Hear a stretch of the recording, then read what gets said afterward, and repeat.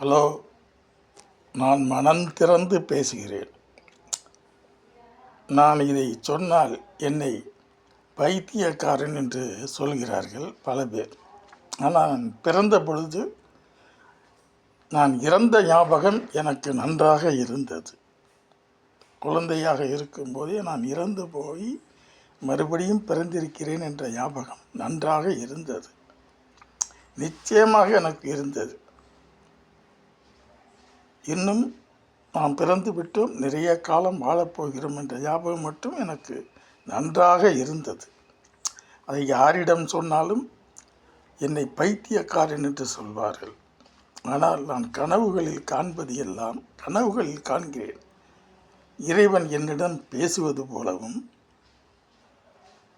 சொர்க்கம் நரகம் என்று ஒன்று இல்லை. நீங்கள் இறைவனுடைய குணத்தை 8 குணங்களை அடைந்து விட்டால் உங்களுக்கு பிறவி மட்டும் கிடையாது ஒழிய மறுபடியும் மனித பிறவி உண்டு என்று சொல்கிறார். என் கனவிலே நிறைய தடவை இறைவன் உருவிலே நான் பார்த்திருக்கிறேன், பேசியிருக்கிறார். இதை சொன்னால் என்னை பைத்தியக்கார் என்று சொல்வார்கள். உலகில் நாம் வாழும்போதுதான் சொர்க்கத்தையும் நரகத்தையும் அனுபவிக்கிறோம் ஒழிய இறப்புக்கு பின்னால் சொர்க்கமும் நரகமும் கிடையாது. யாரும் பயப்பட வேண்டாம். அதற்காக தவறுகளை செய்யாதீர்கள். பிறவி கிடையாது. இறந்த பிற்பாடு பிறவி என்பது உங்களுக்கு கிடையாமல் போய்விடும். மறுபடியும் பிறவி என்றால் நீங்கள் செய்யும் தவறுகளால் என்பதை எனக்கு இறைவன் உணர்த்தி கொண்டே இருக்கிறார்.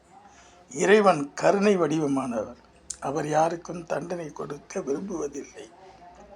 இங்கு வாழும் காலத்தில் தான் நாம் செய்த தவறுகளுக்கு தண்டனை கிடைக்கும். இறந்த பிறகு தண்டனை எதுவும் கிடையாது. அதனால்தான் அவர்கள் தற்கொலை செய்து கொள்கிறார்கள். அதை அறிந்தவர்கள் தான் தற்கொலை செய்து கொள்கிறார்கள். இங்கு வாழும்போது கிடைக்கும் தண்டனை தான் வாழ்க்கையில். பிறகு இறைவன் தண்டனை கொடுப்பதில்லை. இறைவனுடைய குணங்களை அடைபவர்கள் இறைவன் அடியில் சேர்த்துக் கொள்கிறார். அவர்களுக்கு பிறவி துன்பம் கிடையாது.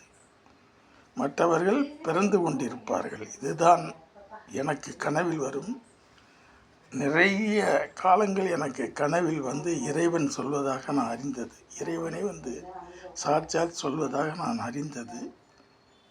இதை நான் சொன்னால் நீங்கள் பைத்தியக்காரத்தனம் என்று கூட நினைக்கலாம். உங்கள் கருத்துக்களை கூறுங்கள், சர்ப்ரைஸ் பண்ணுங்கள், லைக்ஸ் பண்ணுங்கள்.